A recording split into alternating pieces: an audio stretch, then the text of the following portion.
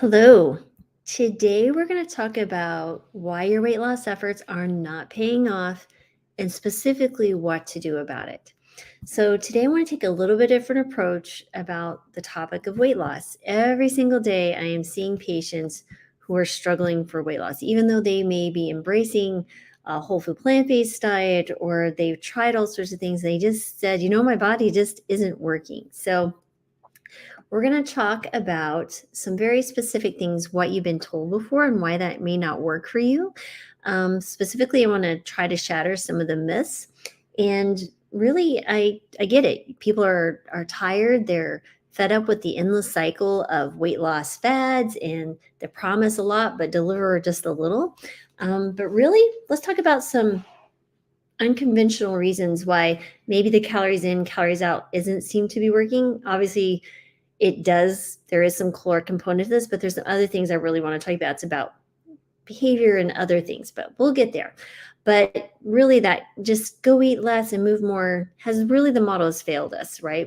People will try and be successful for a short period of time, and then they just give up because nothing lasts, or they restrict so much that they feel exhausted. Well, if you've been spinning your wheels and traditional paths to weight loss just haven't been working, well, stick with me. We're going to go into a little bit more exploration about some really, I consider groundbreaking strategies, at least what I've been working with patients. It seems to work really, really well. And just redefine our approach to weight loss, right? And really focus in on your health and let weight loss kind of be the secondary gain. So let's talk a little bit about. So typically, what do most people in the healthcare industry tell you, or in health industry in general? They tell you the usual advice is when it comes to weight loss revolves around cutting calories drastically, right? Engaging in excessive exercise and following trends, right? Unsustainable diets, all about restrictions and short-term goals. And why is that wrong? Well, it's fundamentally wrong because it overlooks the underlying mechanisms that are occurring in our bodies, right? It can lead to muscle mass loss. It can lead to hormonal imbalances, fatigue. It can actually do more harm than good, and extreme fatigue. And I'll tell people, you can only do this for a short period of time. And again, I really want to point out it's just unsustainable. Yes, it might work for a week, 2 weeks, but for the long term, you just can't do it.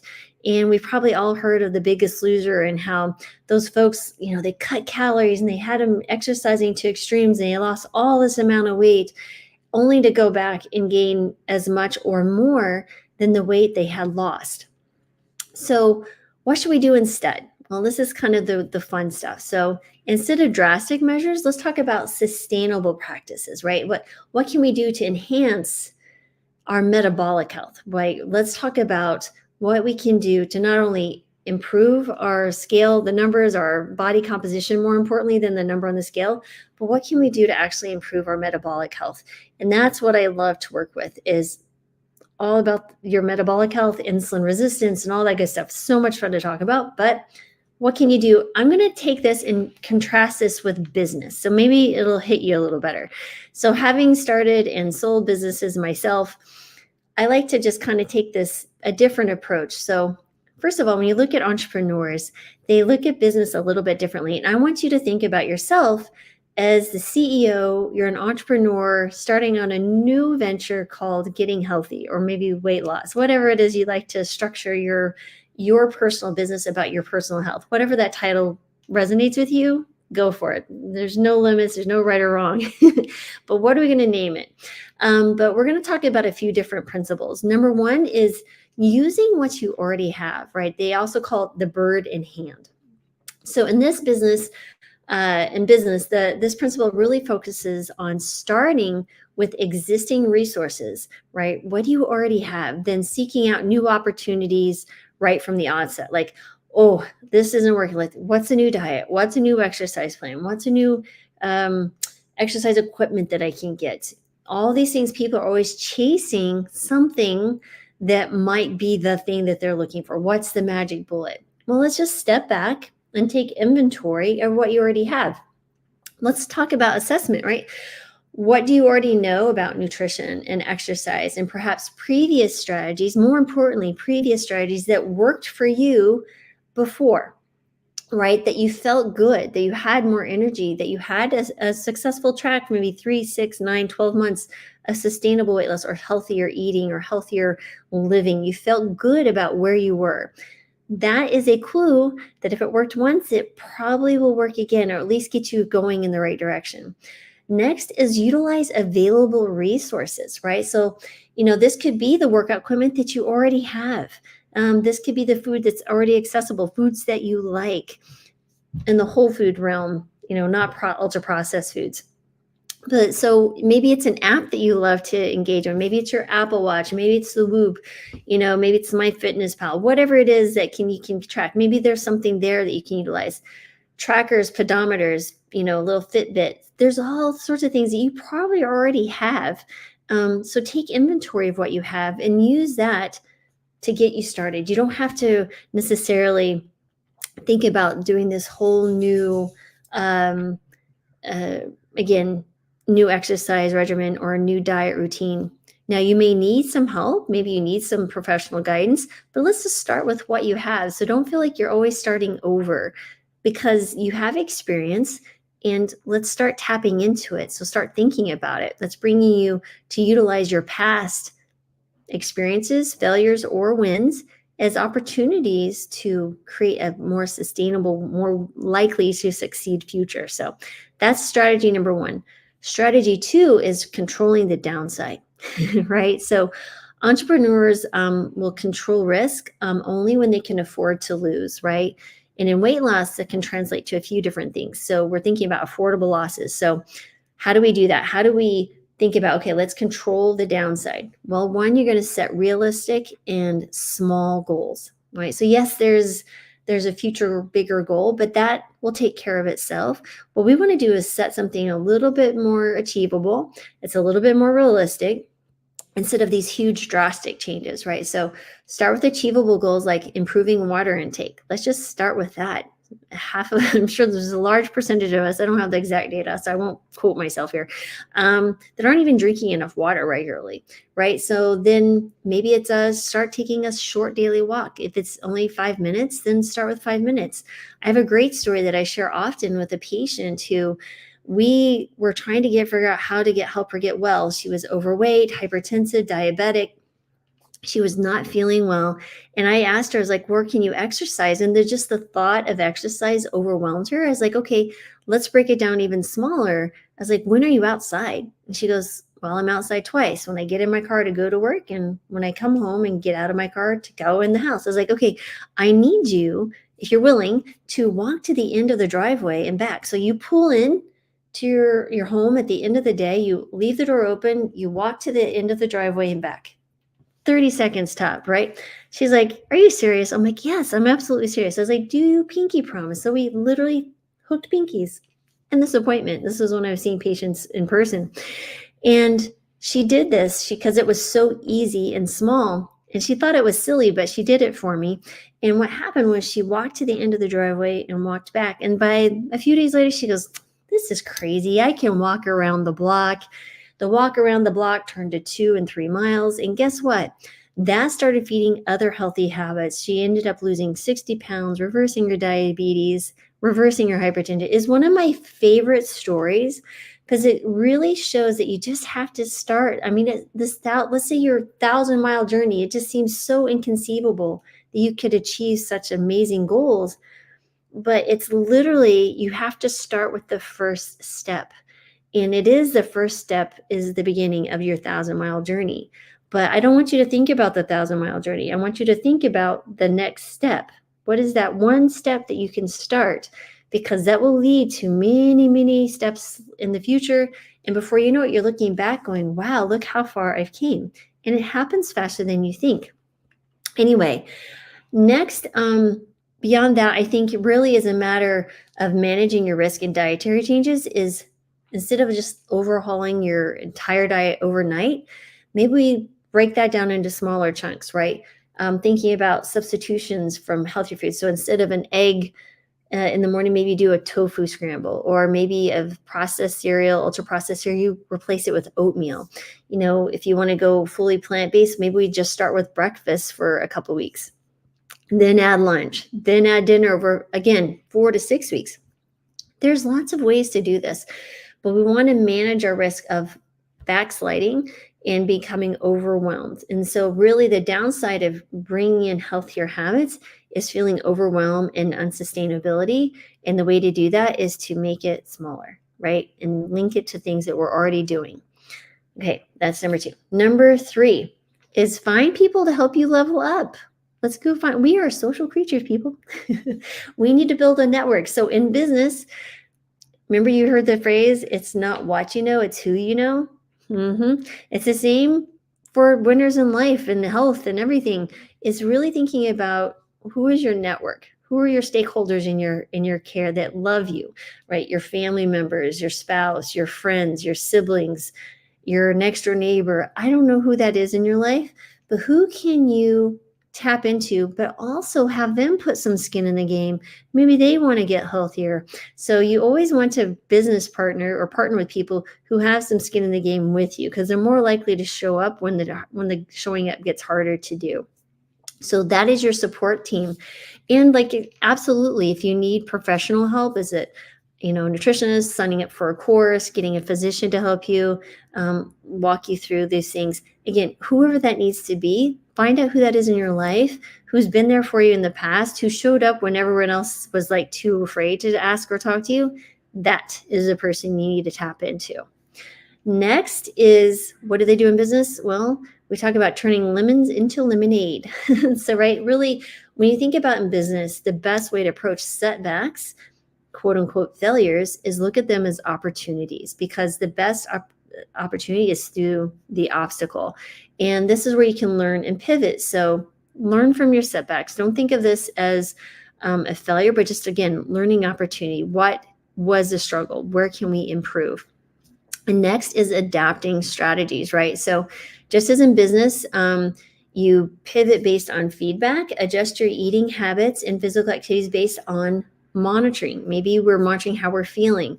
I love to utilize CGMs, a continuous glucose monitor. That is very helpful. Maybe we start with labs and we're periodically checking our labs.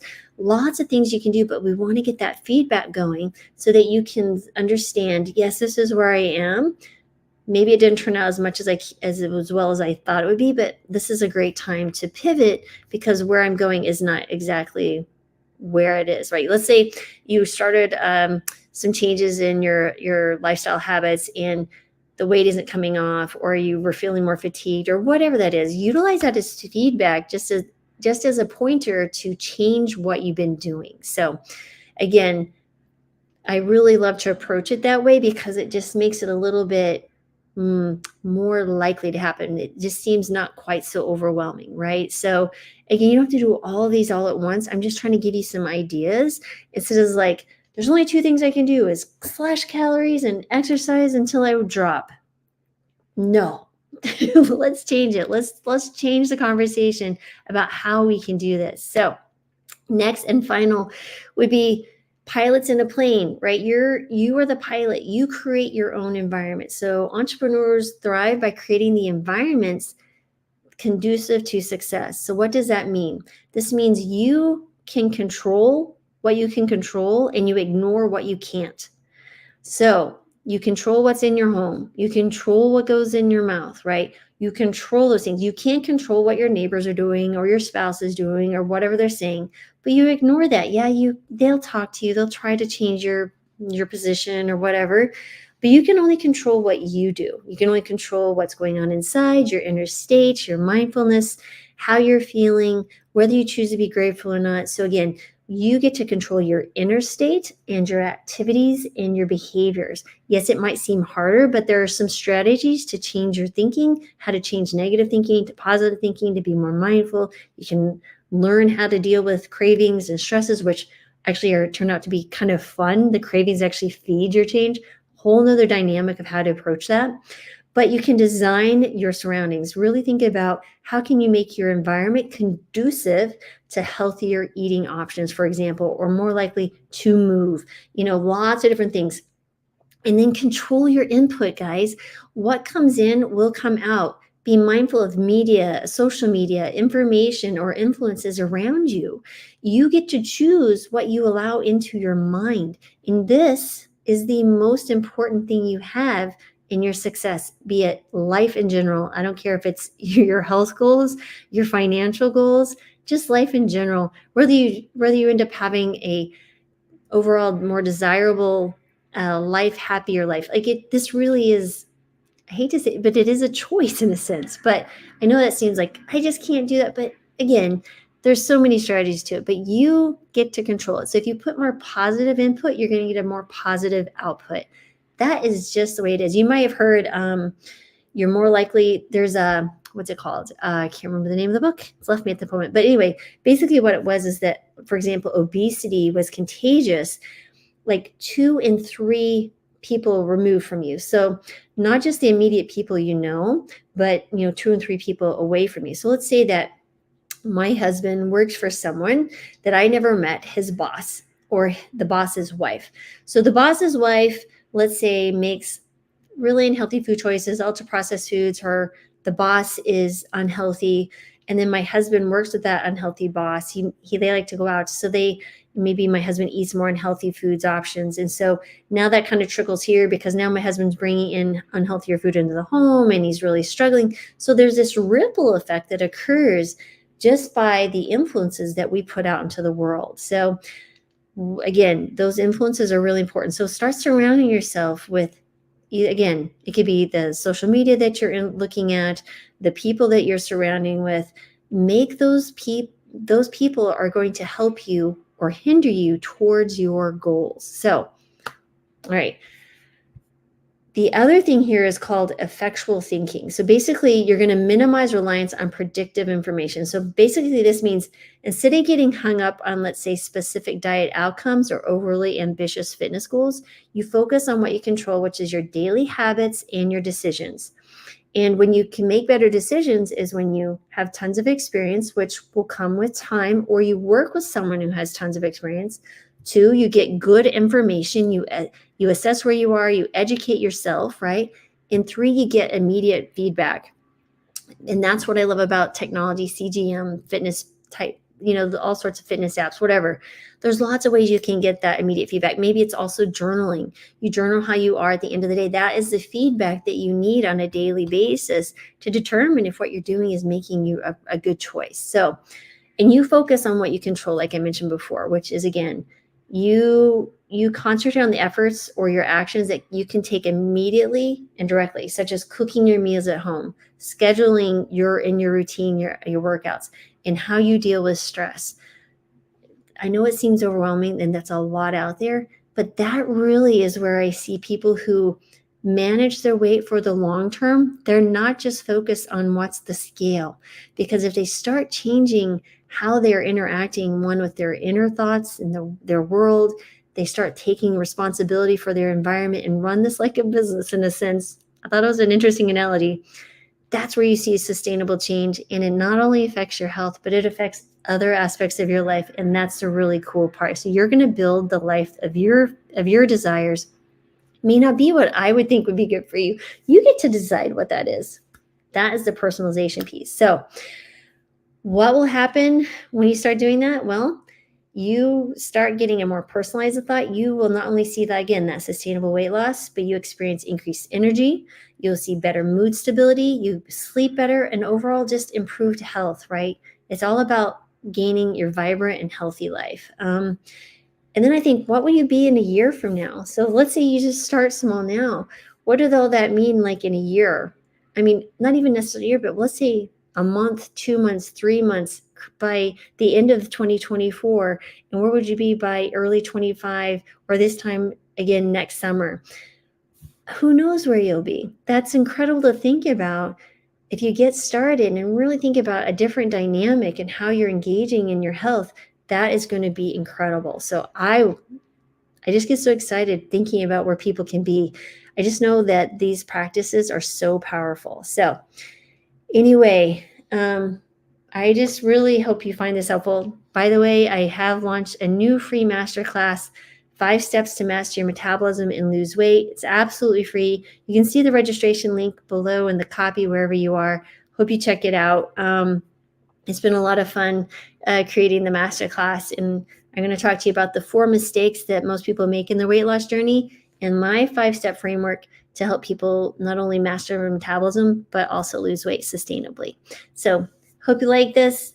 Hope this is helpful. You guys have, as always, please, thank you for your time. I know you could be elsewhere, and I'm sending you love, joy, and peace, and above all, happiness and healing, because we need all of us need more of that in our world today. So have a good day, and I'll be back with what else I knows will come into my head. Again, I appreciate your time. As always, thanks, everyone.